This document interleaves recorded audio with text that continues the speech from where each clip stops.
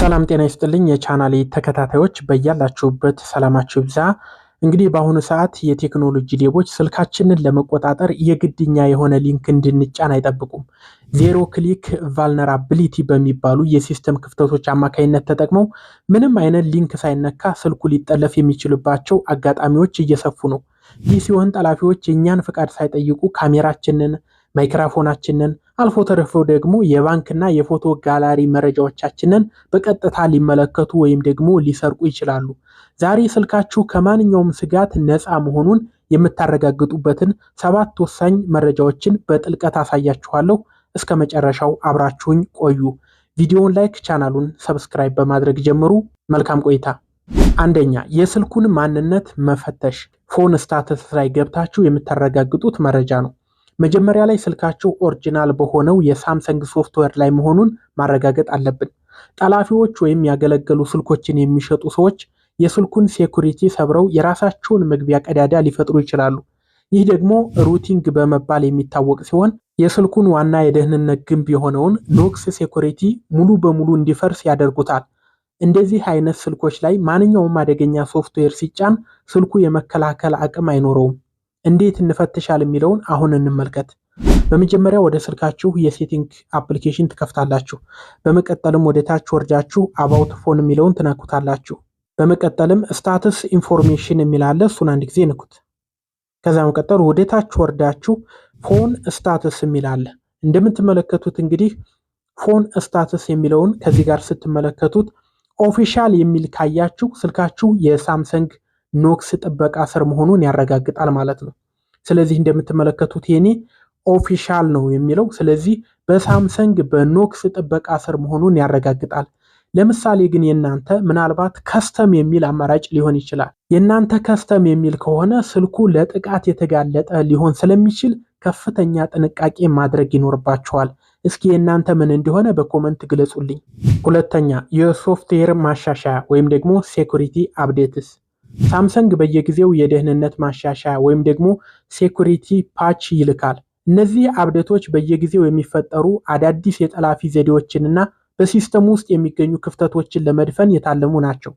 ጠላፊዎች ብዙ ጊዜ የሚጠይቁት አሮጌ ሶፍትዌር የሚጠቀሙ ስልኮችን ነው። ምክንያቱም ለነዛ ስልኮች መግቢያ መንገዶቹን ቀድመው ስለሚያውቋቸው ነው። ይህንን ለማረጋገጥ ወደ ስልካችሁ ሴቲንግ ትገባላችሁ። በመቀጠልም ከታች አባውት ፎን የሚለውን አሁን ድጋሚ ትጫናላችሁ። ወደ ታች ወርዳችሁ ሶፍትዌር አፕዴት የሚለውን አንድ ጊዜ ትነኩታላችሁ። ከላይ ዳውንሎድ ኤንድ ኢንስታል የሚል አለ፣ እሱን አንድ ጊዜ ትነኩትና ቼክ ታደርጋላችሁ ማለት ነው። እንደምትመለከቱት ዩር ሶፍትዌር ኢዝ አፕ ቱ ዴት ካላችሁ የእናንተ የመጨረሻ አፕዴት ሆኗል ማለት ነው። ኢንስታል ኤንድ አፕዴት ካላችሁ ደግሞ አሁኑኑ ዳውንሎድ ኤንድ ኢንስታል የሚለውን ነክታችሁ ማውረድ ይኖርባችኋል ማለት ነው። ሁለተኛ ደግሞ አውቶ ዳውንሎድ ኦቨር ዋይፋይ የሚለውን ይህንን ማብራት አለባችሁ ማለት ነው። ይህንን ማብራታችሁ ራሱ ስልኩ አውቶማቲካሊ አፕዴት ያደርግላችኋል እናንተ ምንም ሳትነኩት ማለት ነው። አፕዴት ማድረግ ስልካችሁ የቅርብ ጊዜውን የደህንነት ጥበቃ እንዲያገኝ ያደርገዋል። በስልካችን ውስጥ የተለያዩ ትልልቅ መረጃዎች ስለሚኖሩ እነዚህ ነገሮች ጥንቃቄ ማድረግ ተገቢ ነው ማለት ነው። ሶስተኛ፣ አፕ ፕሮቴክሽን። አንዳንድ አፖች ከውጭ ሲታዩ ጠቃሚ ይመስላሉ፣ ውስጥ ግን መረጃ የሚሰርቁ ቫይረስ ሊይዙ ይችላሉ። እነዚህ አፖች ማልዌር በመባል ይታወቃሉ። ሳምሰንግ ከማካፊ ጋር በመተባበር እነዚህን ተደብቀው የሚሰሩ አደገኛ አፖችን የሚለይበት የራሱ የሆነ ሲስተም አለው። ይህ ሲስተም የእያንዳንዱን አፕ ውስጥ ኮድ በመመርመር አጠራጣሪ እንቅስቃሴ ካለ ለይቶ ያሳያችኋል ማለት ነው። ይህንን እንዴት መፈተሽ እንደምትችሉ ላሳያችሁ። በመጀመሪያ አሁንም ወደ ስልካችሁ የሴቲንግ አፕሊኬሽን ነው የምትገቡት ማለት ነው። በመቀጠልም ወደ ታች ወርዳችሁ ባትሪ ኤንድ ዲቫይስ ኬር የሚለውን ትጫናላችሁ። በመቀጠል ወደ ታች ስትወርዱ አፕ ፕሮቴክሽን የሚላለ እሱን ትነኩታላችሁ። ከዛም ስካን ታረጉታላችሁ ማለት ነው። አሁን ከስልካችሁ ያሉ አፕሊኬሽኖችን በሙሉ እያንዳንዱን መርምሮ ያሳያችኋል ማለት ነው። እሺ፣ እንደዚህ ካላችሁ ምንም አይነት ችግር ያለበት አፕሊኬሽን ስልካችሁ ላይ የለም ማለት ነው። እንኳን ደስ አላችሁ። የእናንተ ግን ችግር ያለበት አፕሊኬሽን ካለ ራሱ ሳምሰንግ አውጥቶ ዲሌት እንዲታደርጉት ያበረታታችኋል ማለት ነው። አራተኛ ፐርሚሽን ማናጀር። አብዛኛውን ጊዜ ጠላፊዎች መረጃ የሚሰርቁት እኛ በራሳችን ፍቃድ በሰጠናቸው ፐርሚሽን ወይም ፍቃድ አማካኝነት ነው። አንድ አፕሊኬሽን ካሜራ ወይም ማይክራፎን የመጠቀም ፍቃድ ካለው እናንተ ስልኩን ባልነካችሁ ሰዓት እንኳን ድምጻችሁን ሊቀዳ ወይም ፎቶ ሊያነሳ ይችላል። ለምሳሌ አንድ የመብራት አፕሊኬሽን እነዚህን ነገሮች እንዲጠቀም ፍቃድ ከሰጣችሁት ለስለላ እየተጠቀመበት ሊሆን ስለሚችል አሁኑኑ ቼክ ማድረግ ይኖርባችኋል። ይህንን ነገር ቼክ ለማድረግ ደግሞ ወደ ስልካችሁ ሴቲንግ ትገባላችሁ። በመቀጠልም አፕስ የሚለውን ትፈልጋላችሁ ማለት ነው። ከላይም 3 ነጥቧን ነክታችሁ ፐርሚሽን ማናጀር የሚለው ላይ ትገባላችሁ። ከዚህ ጋር ለምሳሌ ካሜራ ከእናንተ ስልክ ላይ ካሜራችሁን አክሰስ እያደረገ ያለ አፕሊኬሽን ካለ ካሜራ የሚለውን ትነካላችሁ። እንደምትመለከቱት አሁን ከዚህ ጋር ስትመጡ አሎውድ ኦንሊ ዌል ኢን ዩዝ የሚል አለ። አሁን ለምሳሌ ካሜራን አፕሊኬሽንን እየተጠቀሙ ያሉ አፖች እነዚህ ናቸው። ለምሳሌ የካሜራ አፕሊኬሽን የራሱ ግዴታ የካሜራ ፍቃድ ያስፈልገዋል። ምክንያቱም ፍቃድ ካልሰጠነው ካሜራ ፎቶ አናነሳበትም።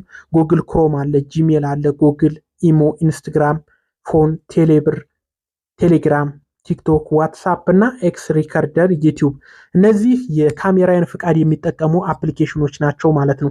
ከነዚህ ውጭ ግን እናንተ አጠራጣሪ አፕሊኬሽን ካገኛችሁ አሁኑኑ ፍቃዱን መሰረዝ ይኖርባችኋል ማለት ነው። ወይም ደግሞ የካሜራ ፍቃድ የማያስፈልገው አፕሊኬሽን ሊኖር ይችላል። ለምሳሌ አንዱን ገብቼ ላሳያችሁ። ለምሳሌ ቴሌብር ላይ ልግባና ለምሳሌ ቴሌብር የማላቀው አፕሊኬሽን ወይም ደግሞ የማያስፈልገው አፕሊኬሽን ነው ብለን እንሰብ። ስለዚህ ምን ማድረግ አለብን? ዶንት አለው የሚለውን ነክታችሁ ታስወጡታላችሁ። አሁን ቴሌብር ተቀነሰ ማለት ነው። ሌሎቹንም አጠራጣሪ የሆኑ አፕሊኬሽኖችን ፍቃዳቸውን መሰረዝ ይኖርባችኋል ማለት ነው። ባክ ብላችሁ ትመለሳላችሁ። አሁንም ከላይ ፐርሚሽን ማናጀር የሚለውን ንኩ። ሁለተኛ ደግሞ ማወቅ ያለባችሁ ነገር ሎኬሽን አለ። የእናንተን ሎኬሽን እየተጠቀመ አክሰስያችሁን እየተጠቀመ ያለ አፕሊኬሽን ካለ ማስወገድ ያለባችሁ። ለምሳሌ ሎኬሽንን እየተጠቀሙ ያሉትን ከዚህ ጋር ያሳየኛል ማለት ነው።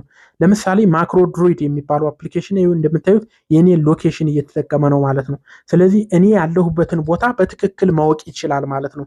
በዚህ አፕሊኬሽን አማካኝነት ይህን አፕሊኬሽን የሰሩት ሰዎች ዴቨሎፐሮቹ እኔ ያለሁበትን ቦታ በትክክል ያውቃሉ ማለት ነው። ምክንያቱም የሎኬሽን ፐርሚሽን ፍቃድ ሰጥቻቸዋለሁ ማለት ነው። ስለዚህ ዶንት አሎ ማለት ይኖርባቸዋል።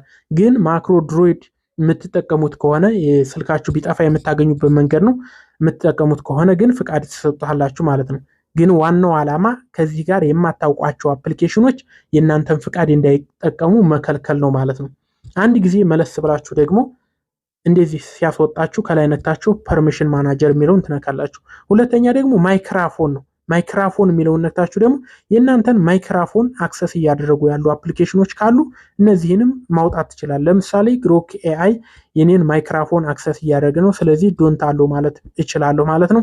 ሌሎችንም እንደዚህ እንደምትመለከቷቸው ፍቃድ የሰጣችኋቸው አፕሊኬሽኖች ካሉ እንደዚህ ያረጋችሁ ፍቃዳቸውን መሰረዝ ይኖርባችኋል ማለት ነው። አምስተኛ ዲቫይስ አድሚን አፕስ። ይህ በጣም አደገኛው ፍቃድ ነው። አንድ አፕሊኬሽን የአድሚን ፍቃድ ካገኘ በስልካችሁ ላይ እንደ ባለቤት የመሆን ያህል ስልጣን ይኖረዋል ማለት ነው። ይህ ማለት ስልካችሁን በርቀት መቆለፍ ይችላል፣ ፓስዋርድ መቀየር ይችላል፣ ወይም ደግሞ በውስጥ ያለውን መረጃ ሙሉ በሙሉ ማጥፋት ይችላል ማለት ነው። ብዙ ጊዜ የስለላ አፖች ወይም ደግሞ ስፓይዌር የሚባሉት ተደብቀው የሚቀመጡበት እዚህ ቦታ ላይ ነው። እንዴት እንደምትፈትሹ ላሳያችሁ። ወደ ስልካችሁ ሴቲንግ አፕሊኬሽን ትገባላችሁ። በመቀጠልም ወደ ታች ገብታችሁ ሴኩሪቲ ኤንድ ፕራይቬሲ የሚለው ላይ ትገባላችሁ። ከታች ወርዳችሁ አዘር ሴኩሪቲ ሴቲንግ ወይም ደግሞ ለእናንተ ሞር ሴኩሪቲ ሴቲንግ የሚል ሊሆን ይችላል እንደምትመለከቱት ማለት ነው። እሱን አንድ ጊዜ ትነኩታላችሁ። በመቀጠል እንደምትመለከቱት ዲቫይስ አድሚን አፕስ የሚል አለ። ለእናንተ ካልመጣላችሁ ከላይ ሴቲንጎ ላይ ሰርች አድርጉት ማለት ነው። ዲቫይስ አድሚን አፕስ ላይ ለምሳሌ አሁን ከዚህ ውስጥ ሌላ አፕሊኬሽን ፍቃድ ያገኘ ማለት ሙሉ በሙሉ ስልኩ ላይ ስልጣን ይኖረዋል ማለት ነው። ስለዚህ ሳምሰንግ ከሰራቸው ከራሱ አፕሊኬሽኖች ውጭ ለምሳሌ ሌላ አፕሊኬሽን ፍቃድ ሰጣችሁት ከሆነ ከዚህ ጋር መጠንቀቅ ይኖርባችኋል ማለት ነው። ስለዚህ ብዙ ነገር ሊያደርጋችሁ ይችላል ማለት ነው። እዚህ ውስጥ ለምሳሌ ፋይንድ ማይ ዲቫይስ የሚለው አለ፣ ወይም ደግሞ ይሄ የራሱ የሳምሰንግ ነው። ፋይንድ ሁፕ የሚለው እሱ ብቻ እሱን ነክታችሁ ብቻ አክቲቬት አድርጉት። ይሄ ደግሞ ስልካችሁ ቢጠፋ የምታገኙበት የራሱ የሳምሰንግ የሴኩሪቲ አማራጭ ነው ማለት ነው። ግን ሌሎች ከዚህ ውጭ የማታውቁት አፕ ካለ በማጥፋት ስልካችሁን ጠላፊዎች በርቀት እንዳይቆጣጠሩት መከታተል ትችላላችሁ ማለት ነው። በአጠቃላይ እነዚህ ተጨማሪ አፕሊኬሽኖች መብራት የለባቸውም ማለት ነው። እነዚህን ነገሮች በደንብ ቼክ ማድረግ ይኖርባቸዋል። ስድስተኛና የመጨረሻው ደግሞ ፋክተሪ ሪሴት ይባላል። ይሄ የመጨረሻው ነው። አንዳንድ ጊዜ ቫይረሶች በስልኩ ሲስተም ውስጥ በጥልቀት ስለሚቀመጡ በዝርዝር ባየናቸው መንገዶች ሊጠፉ አይችሉም። ስልካችሁ ያለ ምክንያት በጣም የሚሞቅ ከሆነ፣ ዳታ በከንቱ የሚጨርስ ከሆነ ወይም ደግሞ እንግዲህ የሆነ ምልክት የሚያሳይ ከሆነ ብቸኛውና አስተማማኙ መንገድ ስልኩን ወደ ነበረበት መመለስ ነው። ይህ ሲደረግ ማንኛውም አደገኛ ሶፍትዌር ከነመሰረቱ ይደመሰሳል ማለት ነው። ስለዚህ ይህንን ለማድረግ ከመወሰናችሁ በፊት ግን ስልካችሁ ላይ ያሉትን ፎቶ፣ ቪዲዮ፣ የተለያዩ ነገሮች ባካፕ ማድረግ አለባችሁ። ምክንያቱም ስልኩን ፋክተሪ ዳታ ሪሴት አደረጋችሁት ማለት መልሳችሁ ዳታችሁን ማግኘት አትችሉም ማለት ነው። ስለዚህ ስልኩ ውስጥ ያሉ የተለያዩ ነገሮች ሊጠፉ ስለሚችሉ ይህን ነገር ባትጠቀሙ ትመክራለሁ። ነገር ግን ስልካችሁ በጣም እየጋለ አጠራጣሪ የመጠለፍ ችግር ካለ፣ የተለያዩ ቫይረሶች የማይጠፉ ካሉ በእነዚህ መንገዶች ስልካችሁን ወደ ነበረበት ሪሴት አድርጋችሁ እንደ አዲስ መጠቀም ነው ማለት ነው። ይህንን ለማድረግ ከወሰናችሁ እንዴት እንደምታደርጉ ላሳያችሁ።